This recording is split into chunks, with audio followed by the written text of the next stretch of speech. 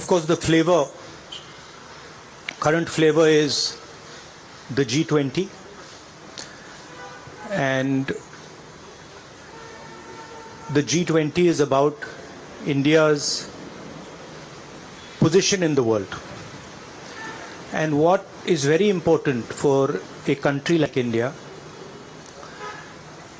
is that there is a level playing field and transparency in our economic environment and with regards to the businesses that operate in our country.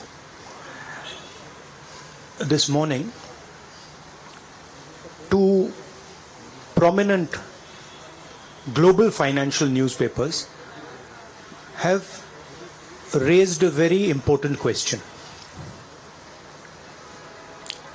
So that's the Financial Times, and you can see right on top, Adani Group, hidden investors and a secret paper trail.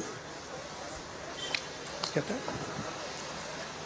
Here is another one, The Guardian, Modi-linked Adani family secretly invested in own shares, documents suggest.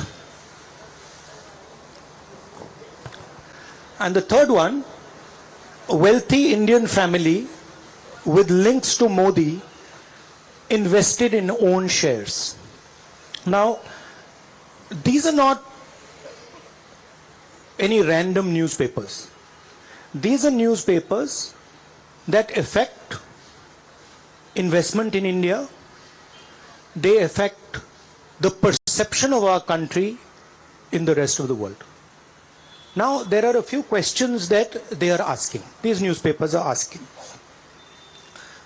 First of all, they are stating clearly that over $1 billion of money went from India, was circulated in different places, and then came back to India. This is, according to them, clearly proved with documentation that they have. Right?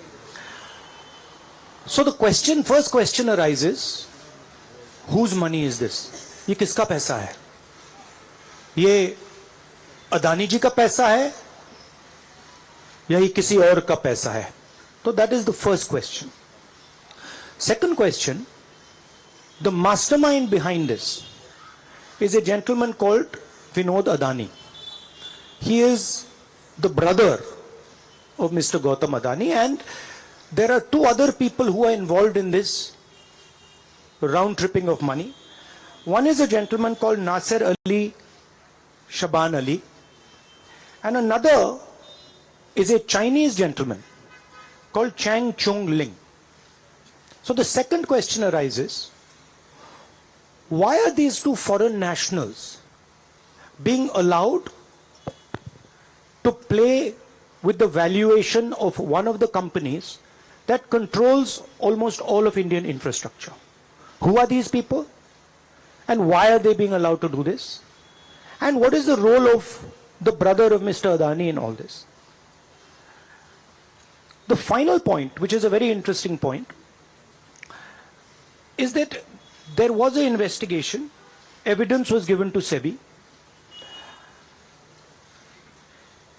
and SEBI gave a clean chit to Mr. Adani. And it's very interesting to note that the same gentleman who gave a clean chit to Mr. Adani is today a director in NDTV.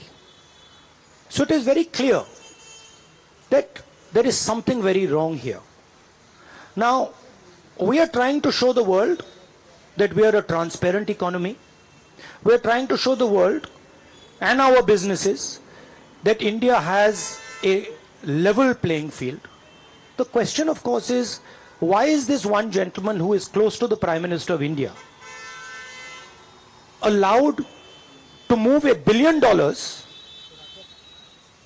to pump up his share price, to use that money to capture Indian assets, airports, ports?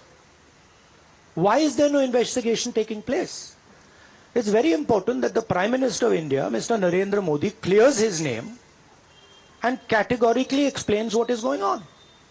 At the very least, a JPC should be allowed and a thorough investigation should take place. I don't understand why the Prime Minister is not forcing an investigation. Why is he quiet? Why doesn't he say that he is going to make sure that this issue is investigated and the people who are responsible are put behind bars?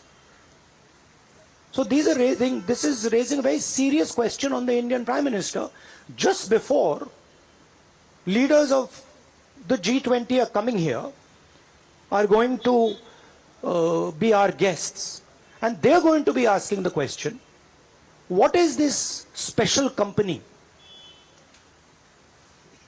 This company that is owned by a gentleman close to the Prime Minister, why is it that in an economy like India, this gentleman is being given a free ride? They're going to ask this question, and I think it's very important that this matter is made clear before they arrive.